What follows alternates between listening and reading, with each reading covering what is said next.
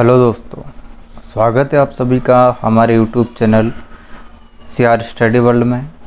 तो आज हम चर्चा करने वाले हैं सेकंड ग्रेड एग्ज़ाम में जो फर्स्ट पेपर होता है उसके बारे में कि उसका सिलेबस क्या क्या है, वो कितने अंकों का होता है, कौन कौन से सब्जेक्ट पूछे जाते हैं, किस किस टॉपिक से कितने कितने क्वेश्चन आते हैं और इस सिलेबस को कंप्लीट करने के लिए हमें कौन कौन सी बुक्स पढ़नी होगी। तो इन सभी बातों पर हम आज चर्चा करेंगे।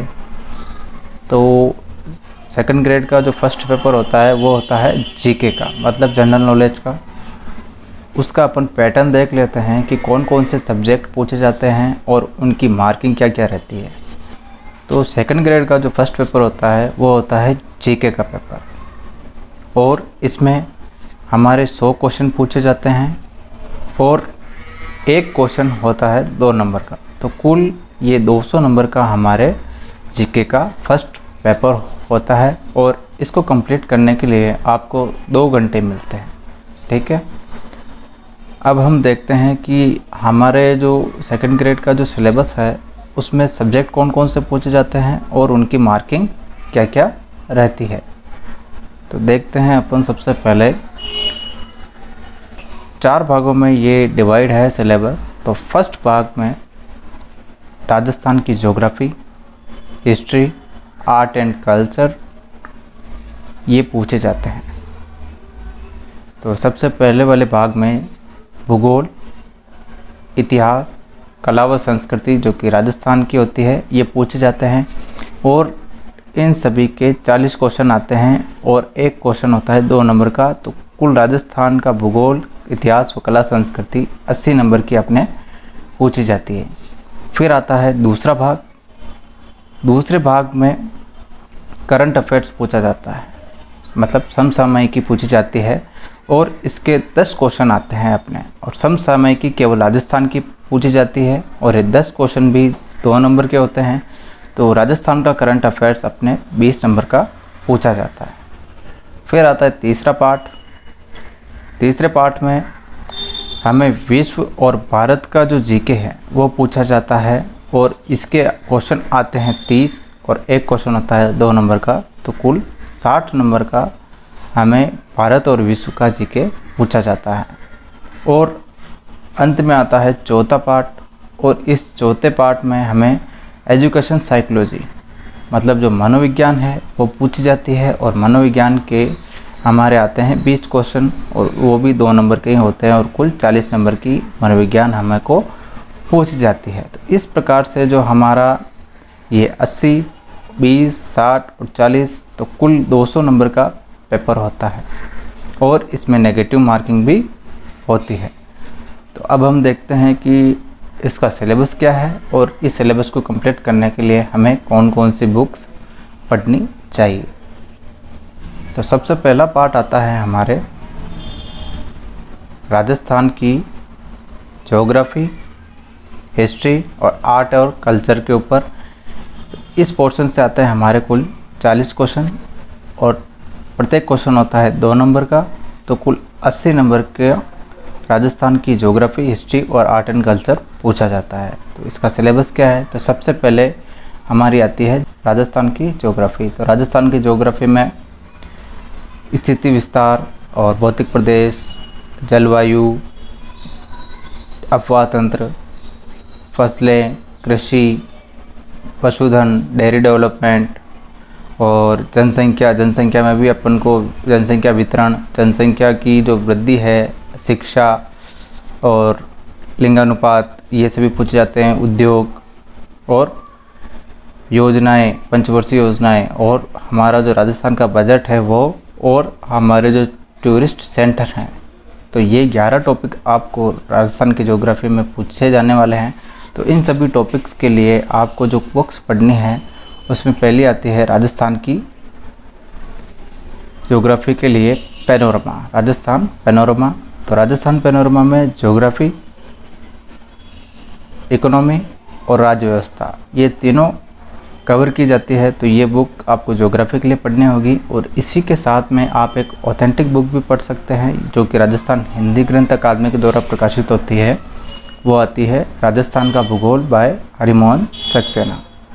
ठीक है, और राजस्थान का जो पूरा पाठ है 80 नंबर का, इसके लिए आपको जो RBSC में अभी नई राजस्थान अध्ययन की जो बुक्स चली है 9वीं से 12वीं तक की, वो आपको ज़रूर पढ़नी है।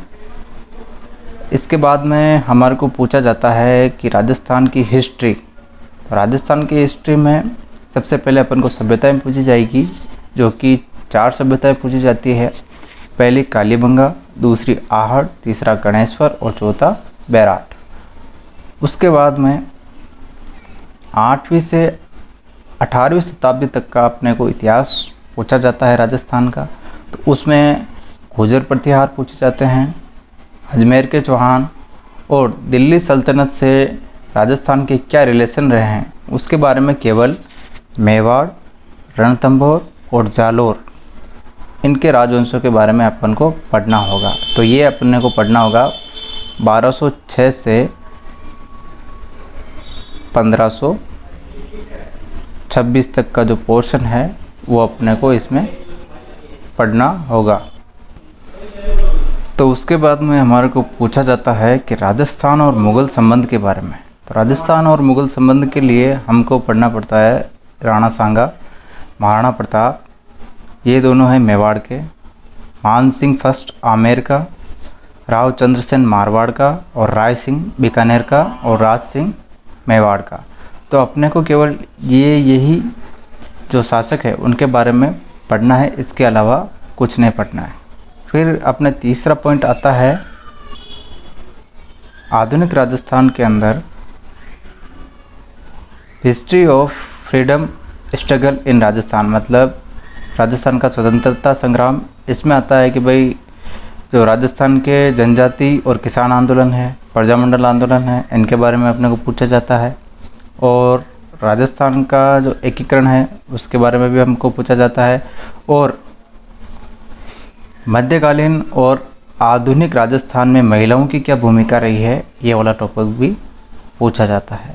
इसके बाद में आर्ट एंड कल्चर में हमको लोक देवी देवता, संत संप्रदाय और मंदिर, किले और महत्वपूर्ण स्थान, चित्रकला, जिसके वेरियस स्कूल होते हैं वो सभी स्कूल्स, और त्यौहार में मेले, रीति रिवाज, वेशभूषा और आभूषण, इनके बारे में पूछा जाता है। और लोक संगीत, लोक नृत्य और राजस्थानी साहित्य और साहित्यकार, इनके बारे में भी हमें को पूछा जाता है। तो इस राजस्थान की हिस्ट्री और आर्ट कल्चर के लिए हम 2 बुक्स बताएंगे, उनमें से आप कोई भी एक ले सकते हैं।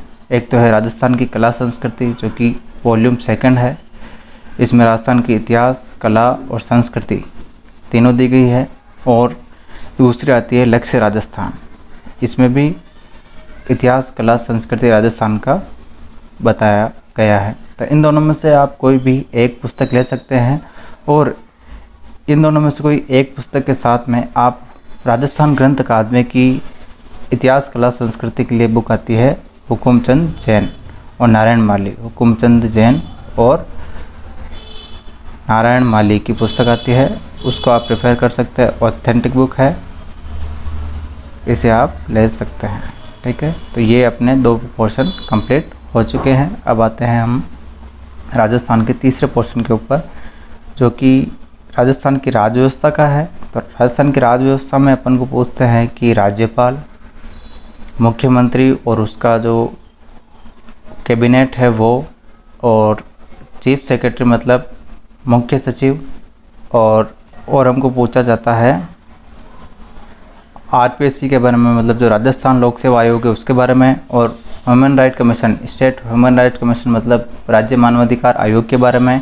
और तीसरा पूछा जाता है पंचायती राज के बारे में, जो कि राजस्थान के संदर्भ में ये पूरी बातें अपन को पूछी जाती है। इसके लिए एक महत्वपूर्ण पुस्तक आती है, वो है जनक सिंह मीणा की। जनक सिंह मीणा की ये आती है राजस्थान प्रशासनिक एवं राजनीतिक व्यवस्था, ऑथेंटिक बुक है, राजस्थान ग्रंथ अकादमी के द्वारा प्रकाशित होती है, ये मानव संसाधन विकास मंत्रालय के द्वारा। तो इसको आप प्रेफर कर सकते हो राजस्थान की राज्य व्यवस्था के लिए। और इसके अलावा जो हमने पहले पैनोरमा वॉल्यूम फर्स्ट की चर्चा की थी, उसमें भी राज्य व्यवस्था का कुछ पार्ट दिया हुआ था, तो उसको भी आप प्रेफर कर सकते हो इस टॉपिक के लिए। तो ये टोटल जो पोर्शन है राजस्थान का अपने आता है 80 नंबर का, और क्वेश्चन होते हैं 40, और एक क्वेश्चन होता है 2 नंबर का, तो कुल 80 नंबर का राजस्थान का भूगोल, इतिहास, कला, संस्कृति पूछा जाता है। इसके बाद में अपने आता है दूसरा पोर्शन करंट अफेयर्स का। तो करंट अफेयर केवल अपने को राजस्थान के बारे में ही पूछा जाता है, इंडिया और वर्ल्ड का नहीं पढ़ना है। और राजस्थान में भी सामाजिक और आर्थिक, राजनीतिक, खेल और जो भी खेल से संबंधित जो व्यक्ति है उसके बारे में अपन को पूछा जाता है। तो इस करंट अफेयर्स के लिए 2 पुस्तकें बहुत ही इम्पोर्टेंट है। पहली तो है मोमल करंट जीके, जो कि अपने को केवल राजस्थान ही पढ़ना है इसमें जो भारत और विश्व का परिदृश्य आता है वो अपने को नहीं पढ़ना है। और दूसरी आती है राजस्थान की क्रोनोलॉजी। अब ये आती है 2 महीने में एक बार, और ये आती है 4 महीने में एक बार।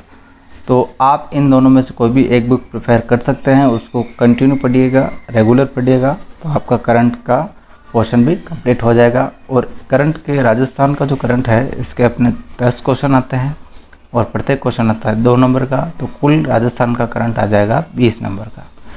ठीक है। इसके बाद में थर्ड पोर्शन आता है general knowledge of world and India, मतलब विश्व और भारत का सामान्य ज्ञान। तो इसमें अपने को पूछा जाता है जैसे कि महाद्वीप, महासागर, global wind system, environmental problem, ये सभी कुछ टॉपिक है, ये सारे वर्ल्ड ज्योग्राफी के टॉपिक है। और इसके बाद में इंडियन ज्योग्राफी के भी कुछ टॉपिक अपने को पूछे जाते हैं, जैसे कि परिचय, स्थिति और विस्तार, और भौतिक प्रदेशों के जो क्या लाभ है उनके बारे में, जैसे हिंद महासागर का क्या लाभ है और प्रायद्वीपीय पठार का क्या लाभ है। तो इस तरीके से अपने को क्वेश्चन पूछे जाते हैं। जलवायु, मानसून सिस्टम और नदियाँ, अफवाह तंत्र, और एग्रीकल्चर और इंडस्ट्रीज मतलब कृषि और उद्योग के बारे में भी पूछा जाता है। तो ये हो जाएगा अपने पोर्शन इंडियन ज्योग्राफी का। ठीक है। तो अपने को वर्ल्ड और इंडियन जो जीके है उसके लिए 2 पुस्तकें बहुत ही इम्पोर्टेंट है। तो पहली आती है इसमें भूगोल एक समग्र अध्ययन, जो कि महेश वर्णवाल की पुस्तक है, ऑथेंटिक बुक है। तो इसमें से आप विश्व का भूगोल और भारत का भूगोल, विश्व और भारत का भूगोल पढ़ सकते हैं। इसमें विश्व का भूगोल बहुत ही अच्छा दर का है, लगभग 100-150 पेज के लगभग विश्व का भूगोल होगा, तो इसको आप पढ़ सकते हैं। और अगर आप भारत के भूगोल के लिए अलग बुक पढ़ना चाहते हैं तो वो आती है वाणी प्रकाशन की भारत का भूगोल, मतलब परीक्षा वाणी की भारत का भूगोल। इसके जो लेखक हैं वो है एस.के. ओझा। तो इन दोनों बुक को आप प्रेफर कर सकते हो विश्व और भारत का भूगोल के लिए। इसके बाद में हमारे आता है भारत का संविधान। तो भारत के संविधान में ये जो टॉपिक है वो सारे टॉपिक अपने को पूछे जाते हैं, जैसे कि भारत की विदेश नीति और 1919-1935 का अधिनियम और संविधान निर्माण और संविधान की जो विशेषताएं वो, और मौलिक अधिकार, कर्तव्य, नीति दिशा तत्व, और राष्ट्रपति, प्रधानमंत्री, और संघीय ढांचा, भारत का संघीय ढांचा, और प्रमुख राजनीतिक दल। तो ये पूरा जो टॉपिक है वो हमारे भारत के संविधान के ऊपर है। तो इसको कवर करने के लिए अपने को इन दोनों में से कोई एक पुस्तक पढ़नी होगी, जिसमें पहली आती है भारत की राज्य व्यवस्था, एम लक्ष्मीकांत। बहुत ही अच्छी पुस्तक है, इसको भी आप प्रेफर कर सकते हो। या इसको नहीं लेके आप वाणी प्रकाशन की बुक आती है भारतीय संविधान एवं राज्य व्यवस्था, इसको भी आप प्रेफर कर सकते हो। दोनों बुक बहुत ही अच्छी है। तो इन दोनों बुक से आपका संविधान का जो सिलेबस है वो आपको कंप्लीट हो जाएगा। उसके बाद में कुछ अपने टॉपिक आते हैं जिसके लिए कोई अलग से बुक लेना सही नहीं रहेगा, जैसे कि ये इतिहास का टॉपिक है कि महात्मा गांधी का नेशनल मूवमेंट मतलब राष्ट्रीय आंदोलन में क्या योगदान रहा, संविधान निर्माण में अम्बेडकर का योगदान, इंडिया और यूएनओ और इंटरनेशनल रिलेशन, ग्लोबलाइजेशन और न्यूक्लियर वगैरह, ये जो अपने टॉपिक है। और इंडिया की जो देश नीति है उसमें नेहरू का योगदान, और कुछ अर्थव्यवस्था के टॉपिक है जैसे गरीबी और जो भी योजनाएं हैं वो, और राष्ट्रीय आय के बारे में कॉन्सेप्ट। तो इन सभी के लिए कोई अलग से अलग बुक लाने की ज़रूरत नहीं है, कोई भी आप एक गाइड ले लीजिएगा मार्केट से, उसी गाइड में आपको ये सारे टॉपिक पढ़ने हैं, ठीक है। इसके बाद में हमारा चौथा पार्ट आता है एजुकेशन साइकोलॉजी का। ये बहुत ही महत्वपूर्ण पार्ट है और इसमें से भी 20 क्वेश्चन आते हैं जो कि 2 नंबर के होते हैं, और कुल 40 नंबर की अपने एजुकेशन साइकोलॉजी पूछी जाती है। तो एजुकेशन साइकोलॉजी का सिलेबस अपन देख लेते हैं। तो एजुकेशन साइकोलॉजी में अपने सबसे पहले शिक्षा मनोविज्ञान का जो अर्थ है, उसके क्षेत्र है, उसके जो टीचर को क्या क्या क्लासरूम के अंदर जो एक्टिविटी या विशेष कुछ करना चाहिए वो, उसके बाद में अधिगम का भी अर्थ, प्रकार और जो भी इसके सिद्धांत है वो सभी पूछे जाते हैं। और बालक का विकास जैसे शारीरिक, संवेगात्मक, सामाजिक विकास, इन सभी को लेकर क्वेश्चन पूछे जाते हैं। जैसे व्यक्तित्व, पर्सनैलिटी, व्यक्तित्व के बारे में कि इसका अर्थ, थ्योरीज का क्या है, सिद्धांत का क्या है, और हमारे को समायोजन के बारे में भी क्वेश्चन पूछा जाता है। इसके बाद में बुद्धि और सृजनात्मकता से भी क्वेश्चन पूछा जाता है। आता है कि अभिप्रेरणा के बारे में भी क्वेश्चन पूछा जाता है, और व्यक्तिगत विभिन्नताओं के बारे में भी क्वेश्चन पूछा जाता है। और एक अंतिम टॉपिक आता है अपने कुछ जैसे आत्मसंप्रत्यय, और ये कुछ आदत और कुछ सोशल स्किल्स, इन सभी के बारे में भी अपने को पूछा जाता है। तो ये पार्ट बहुत ही इम्पोर्टेंट होता है अपने सिलेक्शन में, तो इसको आप बहुत ही अच्छे से करिएगा, जो कि एजुकेशन साइकोलॉजी है। इसके लिए आप 2 बुक प्रेफर कर सकते हैं। तो पहली शिक्षा मनोविज्ञान जो कि फर्स्ट रैंक की आती है, वो बहुत ही इम्पोर्टेंट बुक है। और इसके अलावा आप एक बुक अभी मार्केट में बहुत ज़्यादा चल रही है, शिक्षा मनोविज्ञान अवनी पब्लिकेशन की, जो कि धीर सिंह धाबाई की पुस्तक आती है, वो भी बहुत अच्छी है। पिछली बार बहुत ही ज़्यादा क्वेश्चन इसमें से आए थे, तो इन दोनों को आप पढ़ सकते हैं। तो इस तरीके से इन बुक को पढ़कर आप अच्छे से अच्छे नंबर ला सकते हैं। और ऐसे ही हम धीरे धीरे रिव्यू करते चलेंगे सेकंड ग्रेड एग्ज़ाम के बारे में। अगर आपको ये वीडियो अच्छी लगी तो कमेंट करके ज़रूर बताइएगा। धन्यवाद। जय हिंद, जय भारत।